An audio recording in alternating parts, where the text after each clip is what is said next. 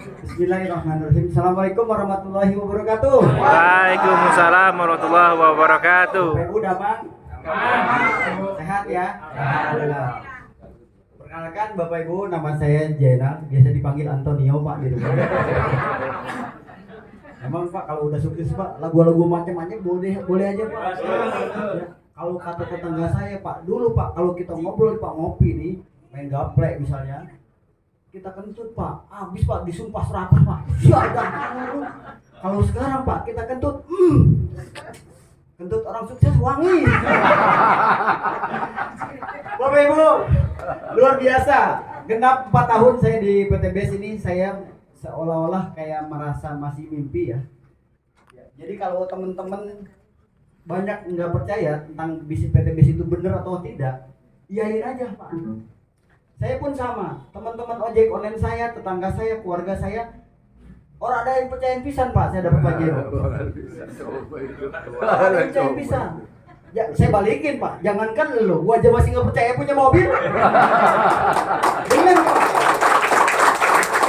Kenapa Bapak Ibu sekalian, saya terlahir dari orang yang sebenarnya berada di bawah garis kemiskinan. Dia saking belangsaknya Pak. Mobil aja kagak ada yang punya Pak, 7 turunan kagak ada yang punya Pak keluarga saya.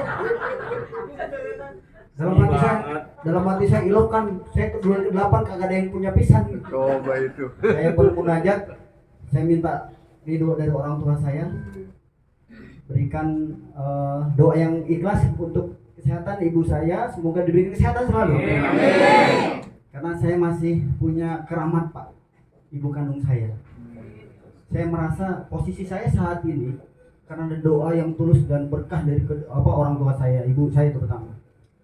Bapak Ibu sekalian, saya mengenal usaha ini sedang tidak punya uang, bahkan minus. Artinya Pak, berhutang.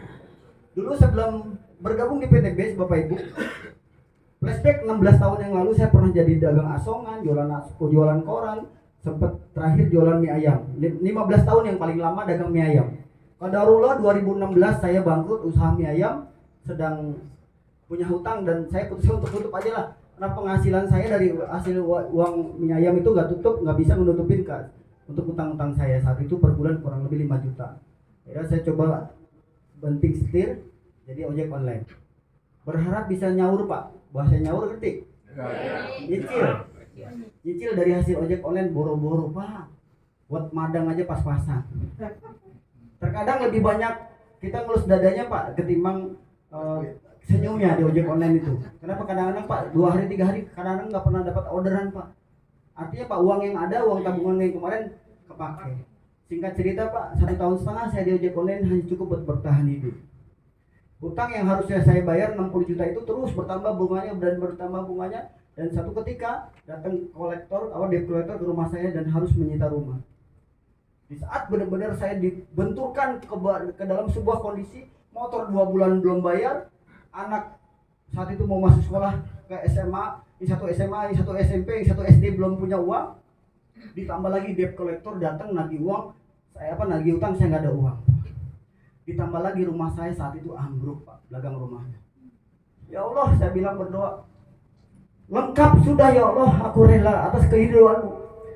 Saya pernah belajar Bapak Ibu sekalian ke salah satu ustaz, kalau kita pengen berharap ditinggikan derajat kita, ridho dulu Pak terhadap kode dan kodarnya kita terima dulu.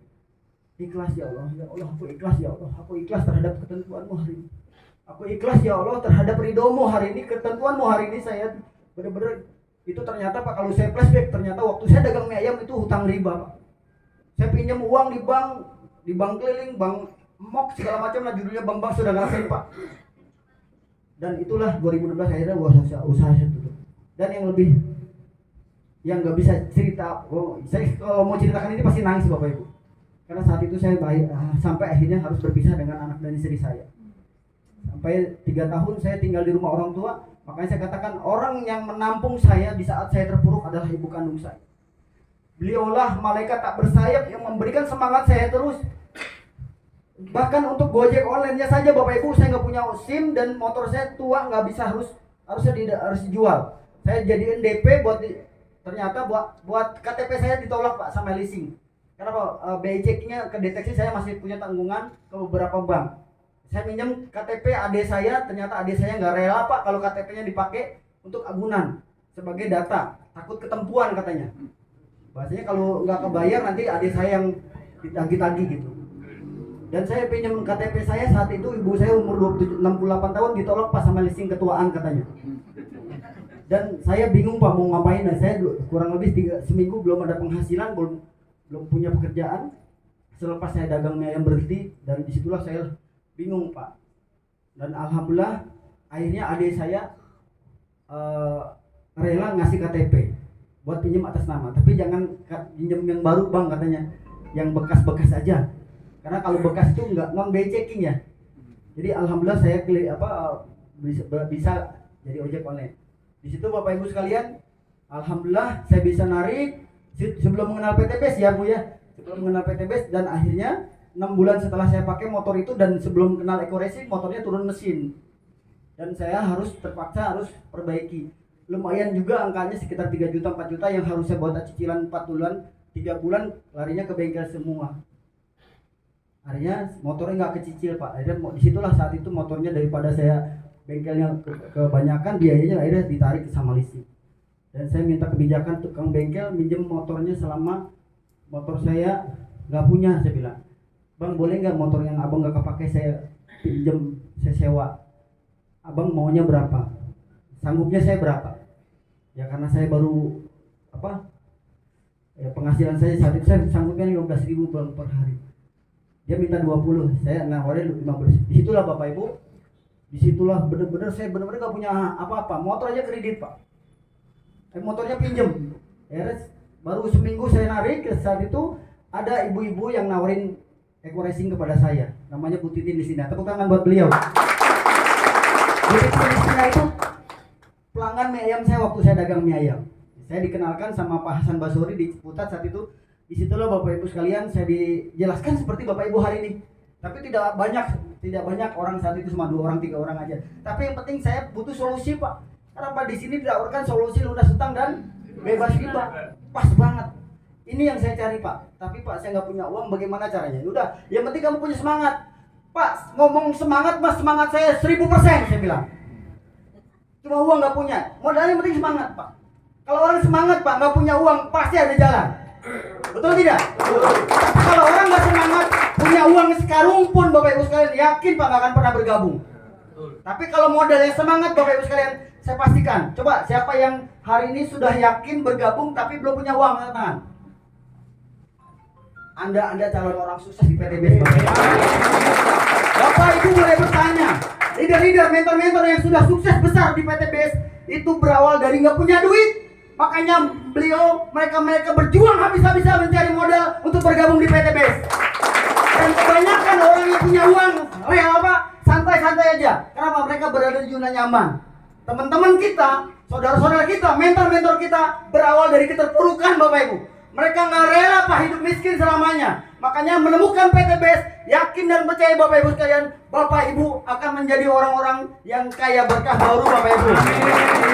Alhamdulillah Bapak Ibu, akhirnya saya mengadopsi konsep UGD Pak. Utang nggak ada yang jual, nggak ada yang digadai, saya pinjam aja dah. Ya motor orang Pak. Pinjam nggak dipercaya jual nggak ada yang dijual. Akhirnya saya pinjam beberapa orang. Alhamdulillah Bapak Ibu, saya dapat pinjaman untuk bergabung. Bangga, senang, tapi bercampur pusing Pak. Itu modal kan udah dipulangin ya. Saya tawarin Kak teman-teman ojek online. Kepikiran oleh saya saat itu, teman ojek online berjaket hijau itu jumlahnya sabrek-abrek Pak. Di pojok-pojok, di warung-warung, di bawah pohon banyak banget ya. Asal kita tawarin ya. Tapi Bapak Ibu sekalian, apa yang saya dapat Bapak Ibu? Apa yang saya harapkan ternyata salah. Saya tawarkan produknya. Emang kalau gua pakai motor gua rusak lu mau ganti? Tuh 1 orang. 2 orang pun sama. Saya tawarkan lagi yuk, pemilik mobil yang Grab Car saat itu. Bang, ini ada produk buat menghemat BBM. Apa nih? Kecil kayak upil. Ntar kalau mobil gua rusak lo memang mau ganti. Ada rasa sedih bercampur semangat Bapak Ibu. Dan sampai berdoa, ya Allah mudah-mudahan mobil saya nanti lebih baik dari mobil dia nanti. Amin. Padahal yang saya tawarkan saat itu mobilnya mobil Ayla. Paling berapa ya? Sombong. Mau paling berapa? Karena pas sekarang saya punya mobil senilai 500 juta. Bapak Ibu, kesimpulannya gini. Siapa yang yakin bahwasanya Bapak Ibu sukses di PTBS? Keyakinan itu menjadikan modal Bapak Ibu bakalan bertahan dan sukses di PTBS Bapak Ibu. Karena Bapak Ibu sekalian modalnya yakin. Kalau nggak yakin Bapak Ibu sekalian mau siap dipeyakinkan mau ribuan orang, seorang tukang ojek itu nggak ada apa-apanya. Yang mau datang yang datang Pak Haji Febrian sekalipun Pak